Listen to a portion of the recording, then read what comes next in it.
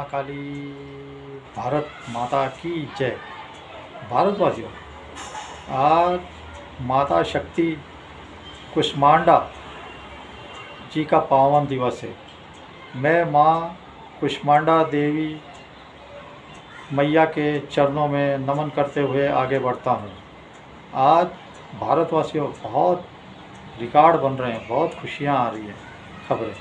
सबसे पहले तो सिक्किम के जो पूर्व मुख्यमंत्री थे, जो सबसे ज़्यादा देर तक सरकार के मुखिया रहे, पवन कुमार चामलिंग 8,930 दिन तक रहे थे। 8,930 दिन।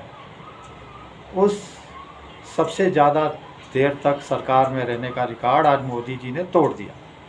आज वो रिकॉर्ड मोदी जी ने तोड़ दिया। मोदी जी को 8,931 दिन हो गए। 8,931 दिन ये मोदी जी ने रिकॉर्ड तोड़ा है। मोदी जी को बहुत बहुत शुभकामनाएं। मोदी जी मुख्यमंत्री के रूप में रहे पहले गुजरात में, बहुत उनको तेज दिमाग का माना गया है। उसके बाद 2014, 2019, 2024 में 3 बार आज़ादी के बाद आज़ाद देश के में पैदा होने वाले पहले प्रधानमंत्री मोदी जी बने, याद रखिए। तो ये दूसरा, आज मोदी जी जो कहते हैं जल दिवस है, बूंद बूंद जल बचाइए, लेकिन कई तो जिहादी ऐसे हैं कि दिन रात जल का इतना बहाते हैं कि मुझे तो देख के खून खोल जाता है, गुस्सा आ जाता है, लेकिन क्या करूं, कर नहीं पाता कुछ। तो चलिए, मैं तो बूंद बूंद पानी को बचाने की कोशिश करता हूं। अभी आज नहीं तो कल हम इस लायक हो जाएंगे कि इनको भी सबक सीखें जो ऐसे पानी की बर्बादी करते हैं। इसी के साथ आज बिहार दिवस है, इसकी भी बिहार वासियों को बहुत बहुत शुभकामनाएं, बहुत बहुत बधाइयाँ। बिहार वासियों में आपसे कहना चाहता हूँ कि अब जो आपने वोट दिया है, करिश्मा कर दिखाया, इतिहास बनाया है, उसका फल बिहार को ज़रूर मिलेगा, आपको मिलेगा, और आपका बिहार बहुत आगे बढ़ेगा इन 5 सालों में। ये मैं आपके सामने नवरात्रों के समय बोल रहा हूँ, देखते जाइए, मेरी बात सच होगी। इसी के साथ एक और खुशखबरी आई है।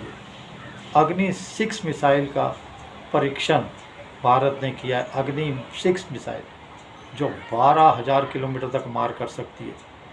तो मेरा मानना है ये तो पहले ही किया होगा। 12,000 तो हम कई सालों से सुन रहे, 4-5 सालों से, लेकिन चलो आज खबर आई है 12,000 तक का परीक्षण कर लिया है सफल। तो इसमें खुशी की बात है। अग्नि 6 12,000 किलोमीटर तक अब हम मार कर सकते हैं। लेकिन इसके साथ एक और खुशखबरी आई है कि एक जिहादी वो थर्रा गया है, वो घबरा गया है, वो बिलबिला गया है अग्नि 6 मिसाइल की 12,000 की रेंज सुन के। वो कौन है? वो है पूर्व हाई कमिश्नर जो भारत में 2014 से 17 तक रह चुका है, अब्दुल बासित, पाकिस्तान का अब्दुल बासित। आपने कई बार देखा होगा। वो क्या कह रहा है? वो क्या कह रहा है, अमेरिका अगर हमारे को मारता है, अगर अमेरिका हमको डराता है, अगर अमेरिका हम पे हमला मिसाइल से कर देता है, तो हम अमेरिका को तो नहीं मार सकते, हम अमेरिका तक तो पहुंच नहीं सकते, लेकिन हम भारत को मारेंगे। हम भारत के अंदर दिल्ली में और मुंबई में मिसाइलें गिराएंगे, दिल्ली में और मुंबई में मिसाइलें गिराएंगे।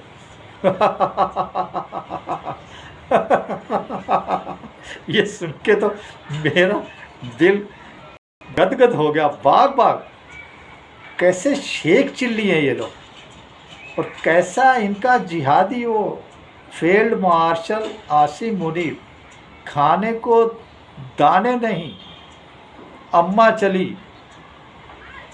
चली खाने को रोटी नहीं, भीख दर दर मांगते हैं गली गली जाकर। और अब तो इनको भीख के लायक भी नहीं छोड़ा भारत ने। अब देखिए, इनको आसानी से भीख भी नहीं मिलने वाली। और ये दिल्ली और मुंबई पे मिसाइलें मारेंगे। तो ये पाकिस्तान पागल होता जा रहा है। और दूसरी एक खुशखबरी ये आई है कि पाकिस्तान के अंदर ही एक भारत का कट्टर दुश्मन था, कट्टर द्रोही था, आतंकवादी था, लश्कर-ए-तैयबा का कमांडर जिसका नाम था बिलाल आरिफ।